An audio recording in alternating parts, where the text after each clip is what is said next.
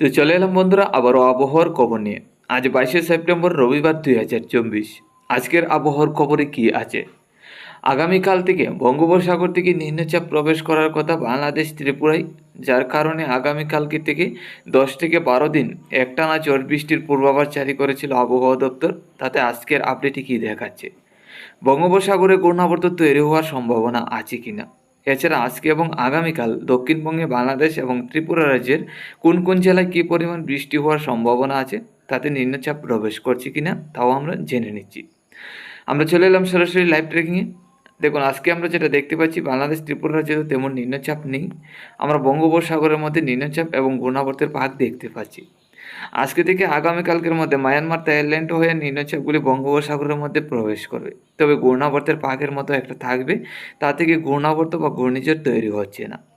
আগামী 25 তারিখ 26 তারিখের মধ্যে গেলে আমরা দেখতে পাচ্ছি বঙ্গোপসাগরে তেমন ঘূর্ণাবর্ত নেই, তবে বঙ্গোপসাগরের যতগুলো নিম্নচাপ আছে সম্পূর্ণ নিম্নচাপগুলি বাংলাদেশ এবং ত্রিপুরা রাজ্যের উপর প্রবেশ করবে। তাতে আগামী 28 তারিখ 29 তারিখ পর্যন্ত একটানা ঝড় বৃষ্টি থাকবে আগামীকাল থেকে। তো আগামীকাল থেকে ঝড় বৃষ্টি বাড়তে যাচ্ছে। আমরা যেটা দেখতে পাচ্ছি, বঙ্গোপসাগর থেকে দক্ষিণের দমকা হাওয়ার সাথে নিম্নচাপগুলি প্রবেশ করবে ত্রিপুরা বাংলাদেশের উপর।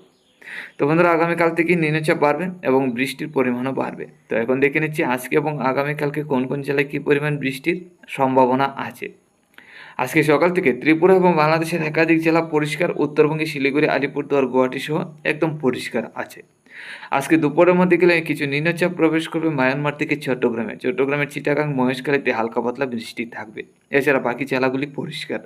আমাদের ত্রিপুরা রাজ্য পরিষ্কার থাকবে, উত্তরবঙ্গে শিলিগুড়ি, আলিপুরদুয়ার, গুয়াহাটি, আসামের শিলচর সহ একদম পরিষ্কার।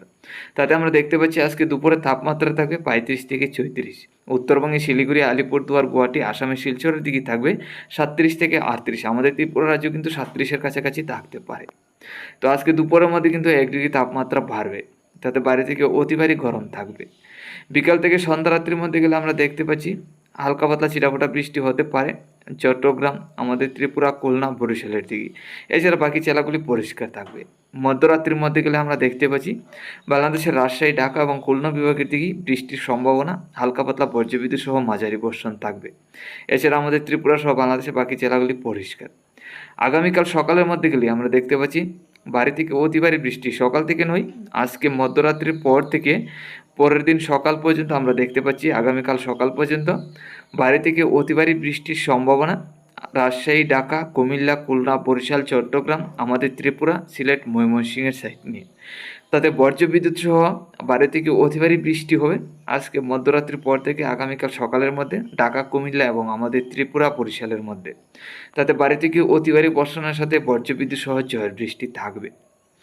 আগামীকাল সকাল থেকে দুপুর পর্যন্ত এই নিম্নচাপ এবং বৃষ্টির সম্ভাবনাটা থাকবে বাংলাদেশের ঢাকা, কুমিল্লা, খুলনা, বরিশাল, চট্টগ্রাম এবং আমাদের ত্রিপুরা রাজ্যের দিকে। বাকি জেলাগুলির দিকে মোটামুটি পরিষ্কার।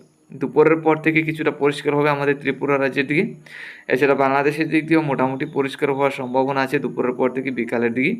এছাড়া তাপমাত্রা 30-এর কাছাকাছি চলে আসবে আমাদের ত্রিপুরা সহ বাংলাদেশের দক্ষিণের জেলায়।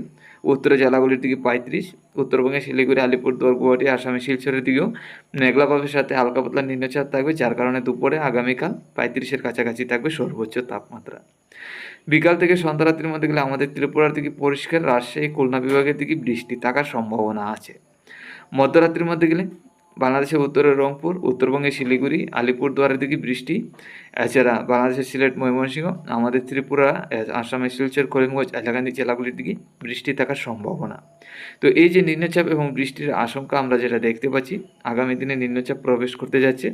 এই নিম্নচাপের কারণে আগামী দিনে কয়েকদিন ভরা একটানা 10 থেকে 12 দিন মেঘলাভাবের সাথে ঝড় বৃষ্টি দিনভর হতে পারে।